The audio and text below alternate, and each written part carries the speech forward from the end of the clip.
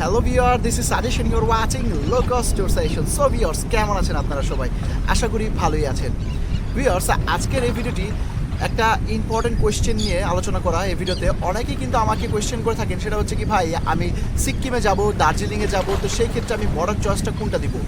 Phulbari border দিব নাকি আমি চ্যাংরাবান্ধা বর্ডার দিব, কোনটা দিব?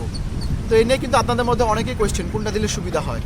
আর দ্বিতীয়ত যে কোয়েশ্চেনটা আপনারা সবচেয়ে বেশি করে থাকেন সেটা হচ্ছে কি ভাই আমি পাসপোর্ট করেছি জন্ম নিবন্ধন দিয়ে, যখন জন্ম নিবন্ধন ছিল তখন করেছি, বাট এরপরে আমি কি করলাম আমার ন্যাশনাল আইডি কার্ড পাইলাম যেটা অ্যানালগ, তারপর পাইলাম হচ্ছে ডিজিটালটা। তো এখন আমি ইন্ডিয়ান ভিসা করতে যেতেছি, সেই ক্ষেত্রে আমি কোনটা জমা দিব ভিসার সাথে? আমার যে জন্ম নিবন্ধন ওইটা দিব নাকি ডিজিটালটা দিব না অ্যানালগটা দিব যে আইডি কার্ড আছে কোনটা? তো এনে কিন্তু আপনারা অনেকেই কনফিউশনের মধ্যে থাকেন। তো আজকের এই ভিডিওটির মাধ্যমে আপনাদের সকল কোয়েশ্চেনের অ্যান্সার দেওয়ার চেষ্টা করব, কনফিউশনগুলো ক্লিয়ার করে দিব। তো ভিউয়ার্স, এই কারণে ভিডিওটি লাস্ট পর্যন্ত দেখার চেষ্টা করবেন। আর ভিডিওটি শুরু করার আপনাদের আরেকটি কথা বলতে চাই, যারা আমার চ্যানেলকে এখনো পর্যন্ত সাবস্ক্রাইব করেন, আমার ভিডিও নিচে থাকে রেড কালার সাবস্ক্রাইব বাটনটি অবশ্যই প্রেস করে দেবেন এবং সাথে ছোট্ট একটি বেল বাটন পেয়ে যাবেন, ওটা কিন্তু প্রেস করতে ভুলবেন না। So viewers, let's get start the video.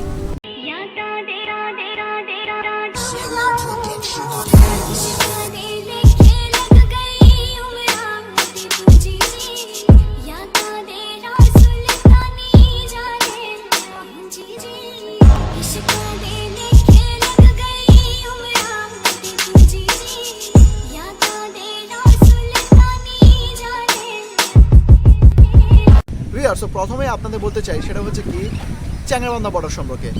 Dhaka থেকে চ্যাংরাবান্ধা অথবা বুরিমারি যেটাই বলি না কেন, বুরিমারি বর্ডার 400 কিলোমিটার দূরত্ব, ঠিক আছে? ঢাকা থেকে অ্যাভেলেবেল বুরিমারি যাওয়ার জন্য বাস পাওয়া যায়, হানিফ, শ্যামলী, তারপর হচ্ছে এসআর, তারপর হচ্ছে পিঙ্কি, মানিক, তো বিভিন্ন ধরনের বাস পাওয়া যায়। আর সেটা হচ্ছে কি 400 কিলোমিটার দূরত্ব। প্লাস কি হচ্ছে চ্যাংরাবান্ধা বর্ডার ক্রস করলে আপনারা শিলিগুড়ি যেতে পারবেন মাত্র 81 কিলোমিটার দূরত্ব। তো 481 হইল টোটাল দূরত্বটা শিলিগুড়ি পর্যন্ত যেতে, যদি আপনারা চ্যাংরাবান্ধা বর্ডার হয়ে যান। তো চ্যাংরাবান্ধা বর্ডারে একটা সুবিধা হইতেছে কি আপনি ঢাকা থেকে চ্যাংরাবান্ধা পর্যন্ত ইজিলি যেতে পারবেন, কারণ বাস আছে অনেক। বাট কি হচ্ছে চ্যাংরাবান্ধা বর্ডার ক্রস করার পর আপনারা যখন শিলিগুড়িতে যাবেন তখন শিলিগুড়ি যাওয়ার জন্য কিন্তু ডাইরেক্ট বাস নাই, আপনাকে ময়নাগুড়ি যেতে হবে, ময়নাগুড়ি থেকে বাস করে হাই রোড থেকে আবার এই শিলিগুড়ি পর্যন্ত যেতে হবে। তো এই হচ্ছে একটা অসুবিধা, 80 কিলোমিটার জার্নিটা একটু অসুবিধা। আর যদি আপনার টাকা পয়সা থাকে, গ্রুপ থাকেন, তাহলে সেক্ষেত্রে একটা ট্যাক্সি ভাড়া নিয়ে 12-1300-র মধ্যে আপনারা চলতে পারেন শিলিগুড়ি। তো হচ্ছে কি চ্যাংরাবান্ধা বর্ডারের সুবিধা অসুবিধা এটা বললাম। আর ফুলবাড়ি বর্ডারের সুবিধা এবং অসুবিধাগুলো বলি। ফুলবাড়ি বর্ডার হচ্ছে কি এখান থেকে মানে ঢাকা থেকে দূরত্ব প্রায় 463 কিলোমিটার, 463 কিলোমিটার ভিউয়ার্স।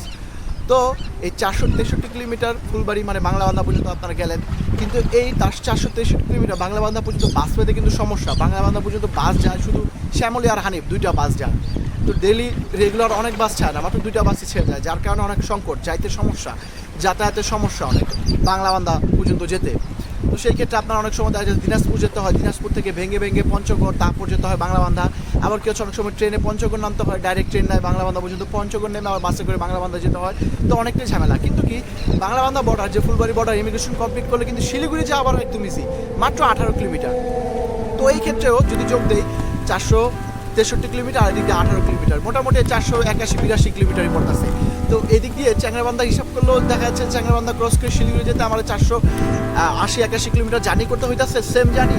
আর এদিক দিয়ে যদি আমরা বাংলাবান্ধা দিয়ে যাই তাহলে সেই ক্ষেত্রে কিন্তু আমাদের সেম জার্নি করতে হইতেছে, সে হচ্ছে কি 481 থেকে 83 কিলোমিটার। তো ভিউয়ার্স, দুই দিক দিয়ে সেম। তো বলবো কিন্তু বাংলাবান্ধা দিয়ে গেলে কি শিলিগুড়ি কাছে, বাট কি হচ্ছে সুবিধা হচ্ছে কি চ্যাংরাবান্ধা দিয়ে গেলে, কারণ কি এই পথে যাওয়া এবং আসার সময় সবসময় বাস অ্যাভেলেবেল পাওয়া যায়। তো আশা করি এই জিনিসটা নিয়ে আপনারা ক্লিয়ার হয়ে গেছেন। তো এবার পরবর্তীতে আসি, সেটা হচ্ছে কি ভিউয়ার্স যে পাসপোর্ট। তো পাসপোর্ট করেন অনেকে আছে ভিসা পাসপোর্ট করেন কি হচ্ছে জন্ম নিবন্ধন দিয়ে।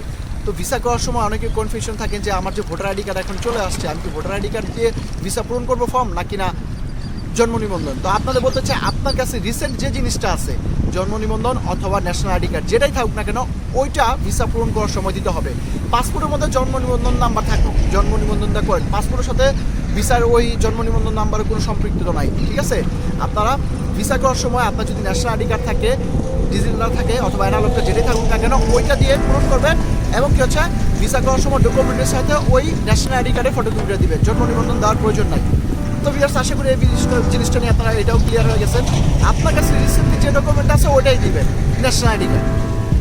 তো ভিউয়ার্স, এই আর কি, আশা করি আপনারা ক্লিয়ার হয়ে গেছেন। তো ভিউয়ার্স, আজকে ভিডিওটি এ পর্যন্ত। যদি ভিডিওটি ভালো লাগে থাকে তাহলে সকলের সাথে অবশ্যই শেয়ার করার চেষ্টা করবেন। Like comment